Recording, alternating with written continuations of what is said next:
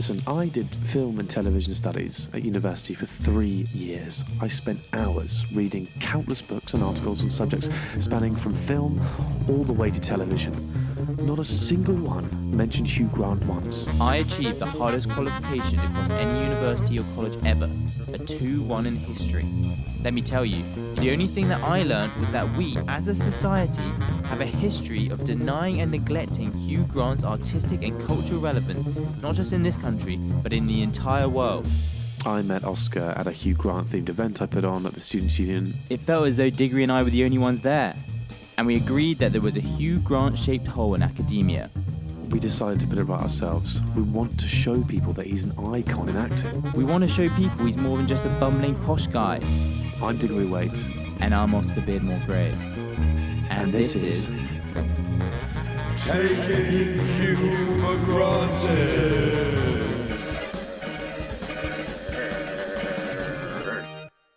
Hello and welcome to Taking Hugh for Granted, the podcast in which two Hugh Grant enthusiasts watch every single film starring Hugh Grant in the attempt to answer the simple question: is this film taking Hugh for granted? Is this film good on its own, or does it rely on the bumbling Brit for its acclaim?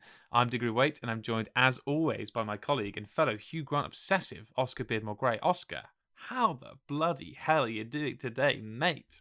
I'm doing very well, Diggs, and I'm very excited to take a trip back to the 1980s. For a Hugh Grant classic. Oh, that far back, the 1980s. Oh my word, it really is a Hugh Grant classic because, you know, this is where he met Elizabeth Hurley. They met on this film, Rowing with the Wind. You have to watch this if you're a Hugh Grant fan, whether you like it or not. It must be done. So I think we should waste no time and just get cracking and chatting about this bad boy. What do you think? Let's just get cracking, Diggs. I can't wait. Fantastic. Let's have a synopsis from Synopsis Simon. Rowing with the Wind, original title Remando al Viento, directed by Gonzalo Suarez and released in 1988. In the year 1816, in a villa by Lake Leman in Switzerland, Lord Byron, played by Hugh Grant, challenges each of his guests to write a horror story. Whilst Claire Clairmont, played by Elizabeth Hurley, doesn't write anything particularly inspiring, another guest, Mary Shelley, played by Lizzy McInnerny, begins her novel entitled Frankenstein. Interesting synopsis there from Synopsis Simon. Also, love his Spanish, Italian. I can't tell. Remando al Viento, because it's all done, isn't it? It's just a Spanish film, I think, isn't it? It is a Spanish film. It is really strange, actually, that part. And maybe it's good. It's a good thing to talk about straight off the bat because it was Spanish produced, I believe, but there wasn't really much Spanish influence. Yeah, no, not at all. I mean, there was a few Spanish names in the credits, but it was set in Switzerland and it had a load of pretty English actors in it. So I'm not quite sure what the connection was there, but. Yeah, and I think it was first shown in Spain and stuff. So I think Remando al Viento is Spanish, although I think I told Synopsis Simon that it was Italian. So you can tell how good I am there at discerning what different nations are. But there's also something interesting that you told me just before this as well about the film. I didn't realise that potentially I'd maybe watched the wrong film. Potentially. I mean, we potentially both watched the wrong film. Yeah. Because this does happen fairly often in Hollywood, I believe, where originally the film was a two hour show.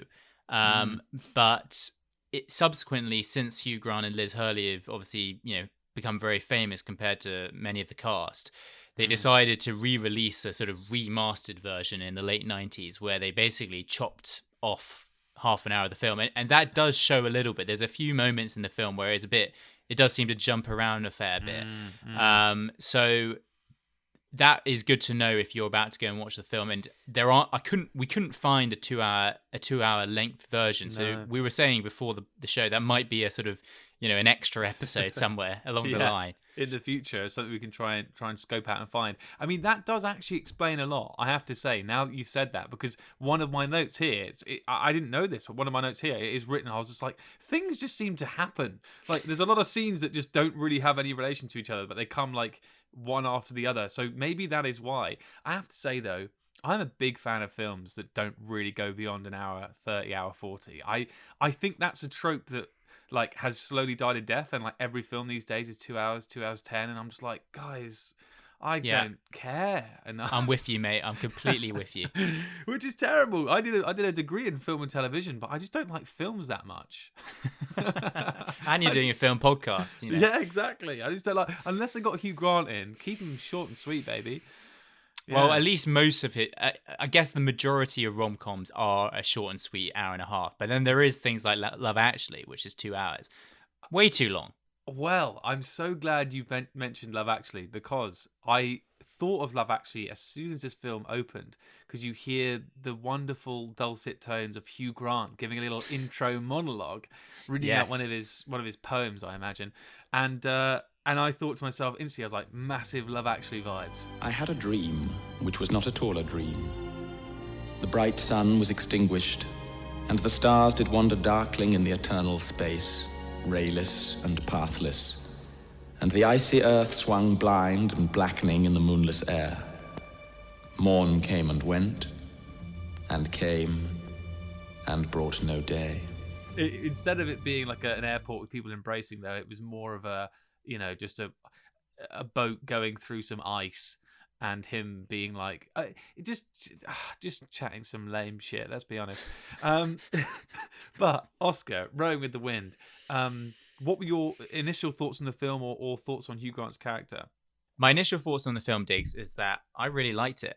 I really liked the film. Oh, really? Yeah, okay, and we'll get into this in a bit later, but we should start with Hugh's look. And again, if you haven't watched this film, I implore you to watch it, because Hugh has got a couple of looks in this film that are really quite snazzy. Oh, so yeah. he starts off with basically like an afro almost. His hair is like really frizzy and kind of it's just a lot of volume there, and he's sort of playing this like obnoxious.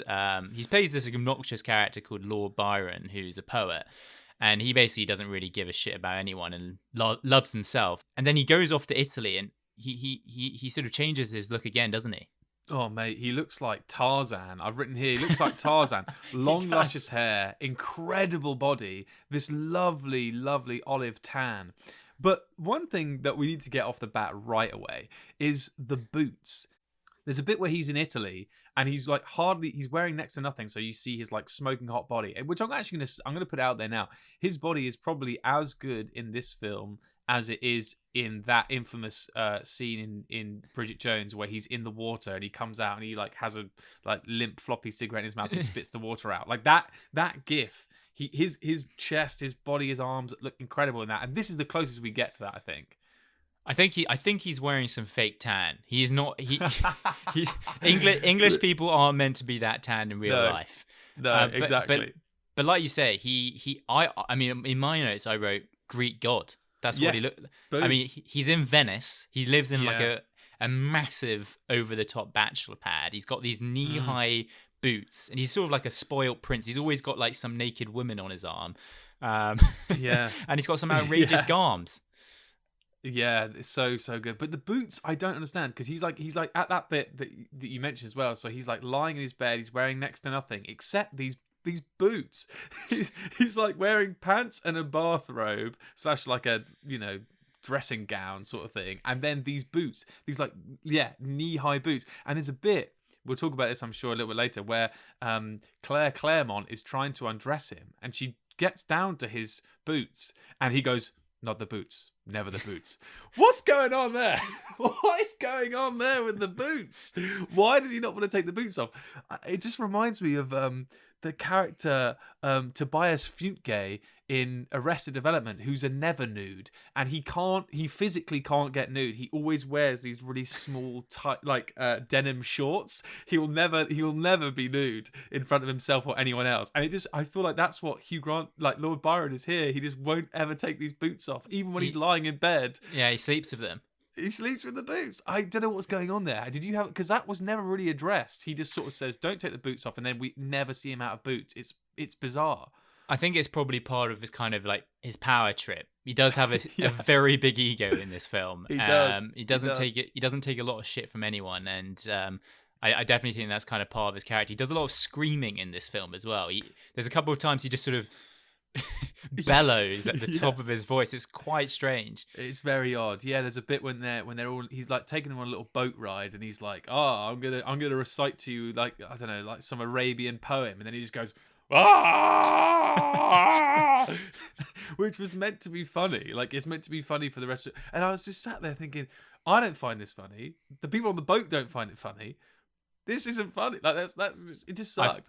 I found it funny. No, really. I loved it, mate. I loved it. Mate, I love that. I love that. That's amazing. Maybe I watch this film in a grump because, yeah, it's funny. Another thing about Hugh Grant, like 10 minutes into this film, I'm sat there, sort of half scowling a little bit, going, I can't work this film out. Is it meant to be shit? Like, because right now it sucks. And then Hugh Grant, I mean this genuinely, Hugh Grant comes on screen like, 10 or so minutes in. And I'm like, I'd hate to say this, guys. I sound like a snob, but it's like a proper actor came on screen. And the thing is, I wish I was even just like gassing up because it's the Hugh Grant podcast. I'm not. Like, genuinely, up until that point, it was like some of the acting was a bunch of actually amateurs. It was embarrassing, and he comes on, and suddenly I was like, I get it. And not only did I got like the vibe that they were going for. I got all of that sort of. Like, he was telling the jokes right. Like, his over the top stuff was landing. Like, it was great. It was genuinely like a proper actor had come on set, and so there's no. It makes total sense that he was the one out of this crop that made it big, but. Just prepare, just strap in and hold on, because he gets there within 10 minutes, and then it's a lot easier watching after that. Well, you're listening to Hugh Grant taking Hugh for granted on the radio. Hugh Grant taking Hugh for granted. Oh, the podcast show.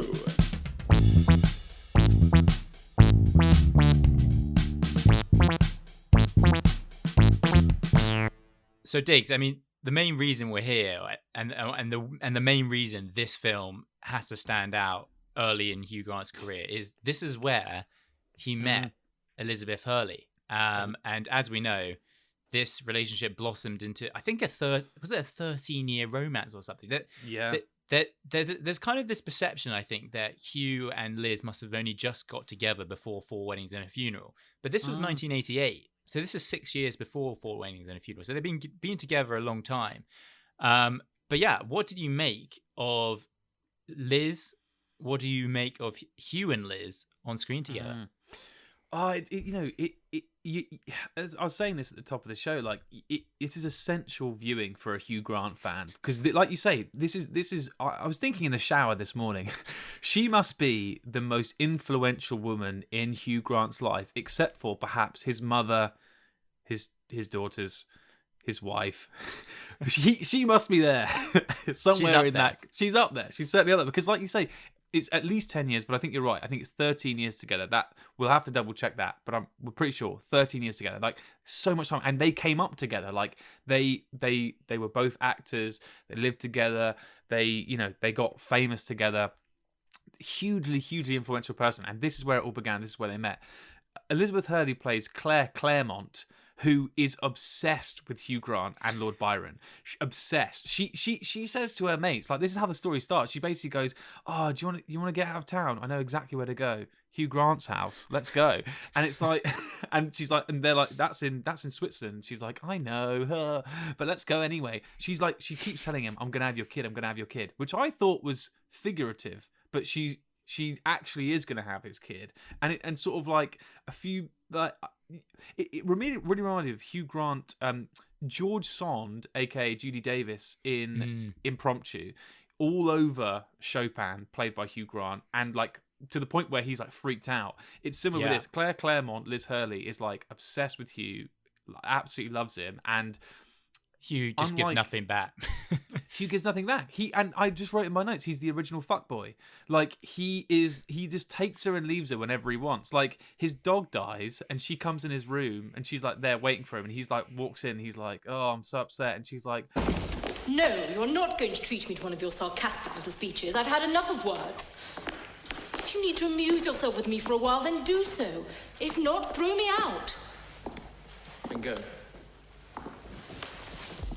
No stay.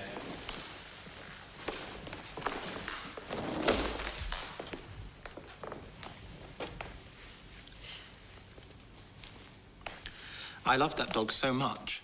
Yeah, it's just a fascinating situation where, you know, she's throwing herself at him, and so it's so great because you get to see them kiss. There's a lot of kissing going on, tongues flying everywhere. By the way, they can't keep it in each other's mouths. I think we would be remiss to admit the fact that, you know, we do see some kit off as well. It was funny. I said to my mum just now, I was like, Liz Hurley's in it. She's like, Liz Hurley. I was like, yeah, and they get together and they kiss. And I don't know whether in this day and age, is it right to make to talk about the nipples? Is that important that she gets her top off and stuff? And she was like, oh, you know, it feels like, you know, will anyone care? And I was like, I think there's going to be some people who care. I think some people want to hear that. But yeah, they're having this sort of steamy sex scene. And, you know, that's why it's even, you guys know how beautiful, amazing Elizabeth Hurley is. She's there kissing Hugh, obsessed with Hugh, with you know, completely naked, and he still can only think about his dog, which is hilarious. It's so amazing, and it's just so fun to see that. What did you think of them? Well, I think what was cool about that scene in some senses is that Hugh is playing the character where he's like, you know, this is just some other girl, and he doesn't care about her. But we know deep down that probably this is kind of like sowing the seed, isn't it? This is maybe you know, they're sneaking around behind set, you know, that kind of. I love that. Who knows? But you know, maybe that you know, at some point during this film set, Hugh and Elizabeth locked eyes on each other and were like, yes. Well, that's the thing. I mean, she's having to play a character who is completely and utterly in love by Lord Byron. As badly as Lord Byron treats her, this is why I'm calling him the original fuckboy. You know, he doesn't text her for ages. He doesn't invite her around. When she comes round as a booty call, he's like, no, I could take you or leave you. And then she's like, you know, and yet she still will, like, she wants his kid. She'll do anything for him. He's the original fuckboy. And she's like, so she's playing this character who has to be completely enthralled by him. I wonder if that maybe, you know, psychologically perhaps played a part in them getting together, but also maybe not, because, like, have you met Hugh Grant? Like, you'd be obsessed with him anyway. So let's be honest. But I bet he was probably saying, you know, whether they were sneaking around on set, I'm sure he was saying, let's do the scene again where we do lots of kissing. Let's just, are we sure we got that one? We could do that one more time just in case the lighting was off. Let's do a bit of role play. Yeah, exactly. Are you a business owner? Are you running a political campaign? Are you a furniture outlet having yet another sale? If the answer to any of those questions isn't no, then you can have your advertisement right here. The Taking You for Granted podcast gets over 100 listeners every single episode. For prices starting as low as 6 figures, you can have your advertisement right here. So what are you waiting for? Email takingyouforgranted@gmail.com today for a full price list, and you can have your advertisement right here. Right, Oscar. We've been skirting around the fact that we have we may well disagree on this film. So I am fascinated to hear why you think, what were your favourite things about this film, other than Hugh Grant, of course. You know, what sort of things did you enjoy about it? Well, Diggs, we go back and forth with Hugh Grant films, and we talk about a film with some edge. I think this film had edge. I really liked. I mean, for those who haven't watched it, it centers on Mary Shelley, who wrote Frankenstein, and basically it's like the sort of story around her writing it, and Frankenstein, the monster that she's created in the book, kind of comes to life and starts tormenting her children, people she knows, and there is this kind of strange monster figure. Okay. The monster figure, some pretty dodgy makeup, but what I really liked about this film is it was the kind of the sci-fi element. And I know it might not be the best sci-fi ever, but that's what I mean by edge. You know, there was something there where I was like, this is unusual. This is not something we see in a normal Hugh Grant film. It had a bit of a Lair of the White Worm vibes, and I will admit, I know this. We've discussed it before. I got a bit scared. I sat there thinking, is Oscar going to be scared by this? I bet he is.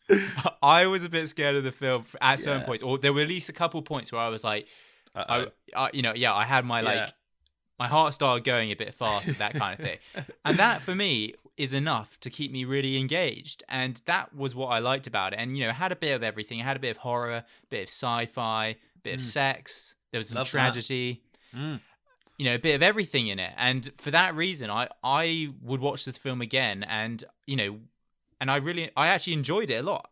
I love that. Can you tell me what the fuck was going on in the second half? Well, or what the hell was going on the whole way through? I feel like maybe I think I just struggled to understand what was going on at a certain point. Like I kind of grasped what was going on at the beginning. It's just posh people being you know, having nothing to do. It's just being like, that was one of my things in the film. Is like they're so posh and rich. They just go, can you sail a boat? He goes, yeah, I can. It's like, I'll race you, and that's a whole day. And it's like, what do you want to do today? Should we all try and write a scary story? Yeah, let's do that. Or do you want to go and look at the castle? Yeah, let's do it. That I could understand. But the second half, I started to lose it. So, do you actually know what happened? Genuinely. I mean, it was a bit disjointed, I'll admit, and we alluded to that might be because they chopped it a little bit. Yeah. I mean, I think the premise really was that, you know, Mary Shelley's character not only killed like their servant and that kind of thing, but then started to really take a grip of her children herself. She goes a bit mad, and her husband, and yeah, it was a little weird at the end, and it definitely, there was a very abrupt end at the end where it was just basically like everyone's dead. yeah, it was so weird. Yeah, but you know, there was also a fantastic bit at the end, I thought, where it was like a monologue between Hugh Grant and Mary Shelley on the beach. And I saw you, Byron.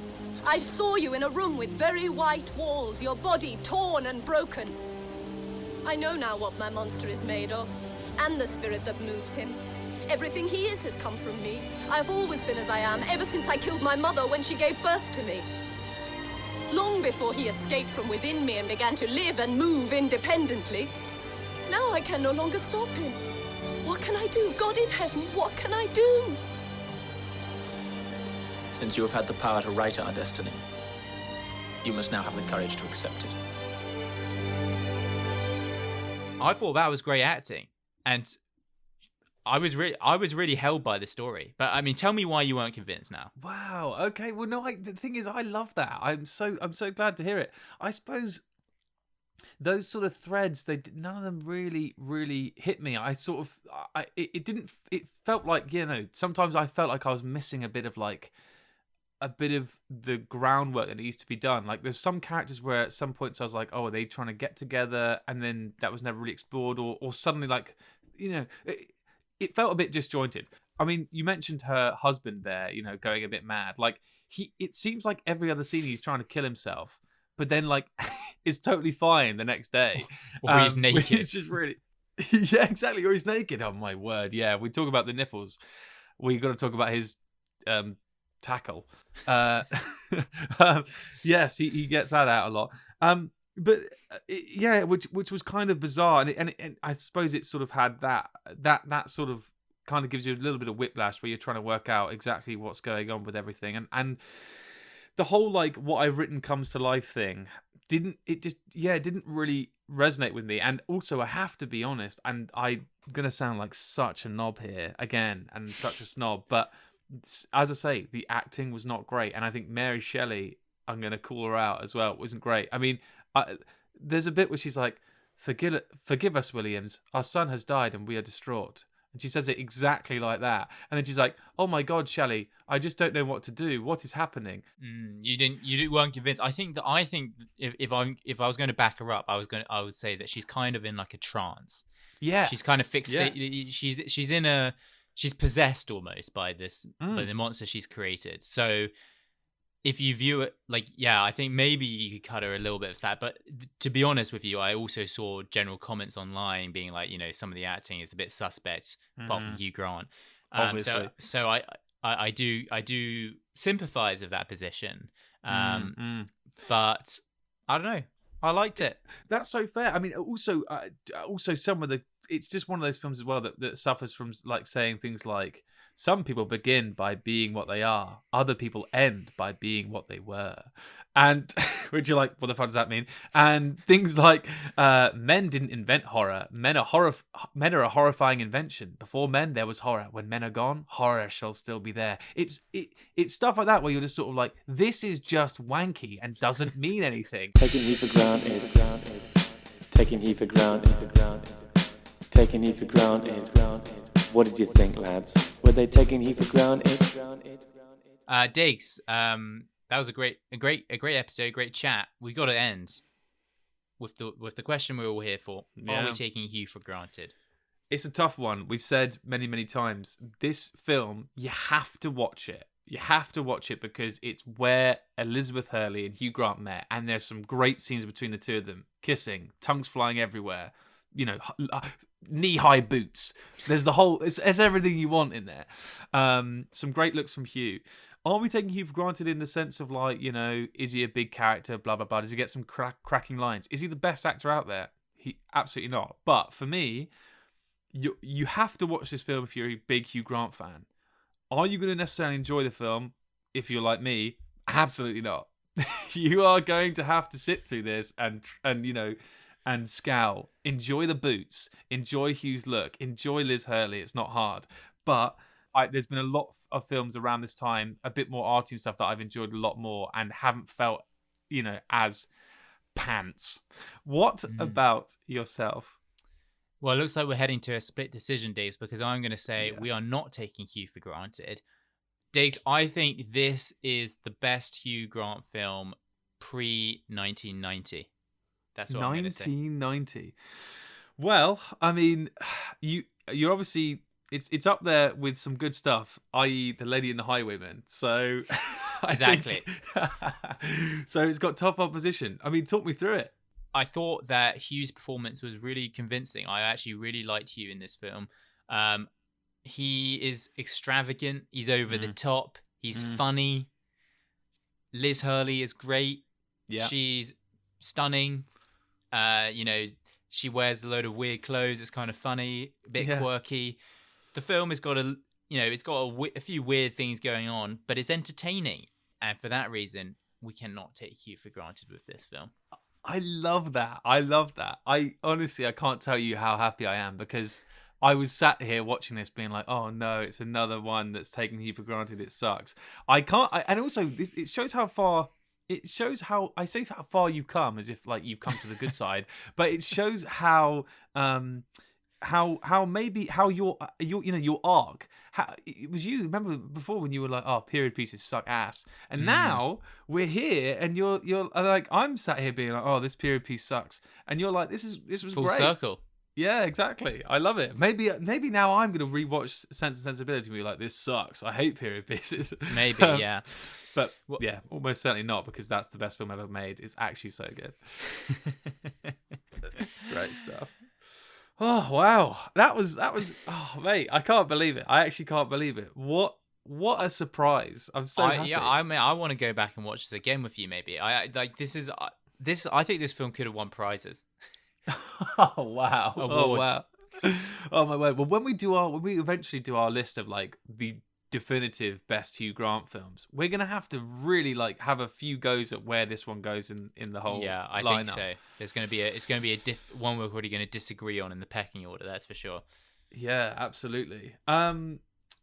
Well, ladies and gents, I mean, what I'll say right now is we will watch it again together when we find the 2-hour version. Let's put that. Let's let it be read on this podcast. We will watch the 2-hour version. Although the 2-hour version, I bet it will be the Spanish original. So it'll be because apparently I read online that like it's they got all English actors and they just dubbed them over in Spanish, which is obviously going to be very interesting to watch because it's like, well, why did you get Spanish people? But anyway, if it's mainly filmed in Spanish, very odd. But we'll watch it and then we'll watch it together and maybe I'll enjoy it more. Thank you so much for listening. Let us know what you thought of this film. Have you seen Rowing with the Wind? It sucks, but maybe it doesn't. Mate, don't do that. Tell us how much you love the film. Yeah. Tell Diggory he's an idiot. I would love you to tell me I'm an idiot. Because send him abuse on Instagram. No, I shouldn't. Troll him on Instagram. yeah, exactly. Don't abuse me, but do troll me. Speaking of Instagram, follow us on Instagram at Taking You for Granted. Follow us on Facebook at Taking You for Granted. Follow us on Twitter at Taking Hugh. Get in contact. Let us know what you thought of this film or any other Hugh Grant film. Oscar, I suppose that's it for today. We can row off with the wind. Indeed. And enjoy ourselves. Thank you very much. I mean, you should row upstream against the current into the wind. I'll row downstream with all the Hugh Grant fans. Exactly. Oh no, and I'll just be in a boat with the one Colin Firth fan I can find. And it will suck in there. Fantastic, guys. Thank you so much. Enjoy yourselves. We'll be back in a couple of weeks with another Hugh Grant film. Until then, thank you so much for listening. Thanks, everyone. Bye.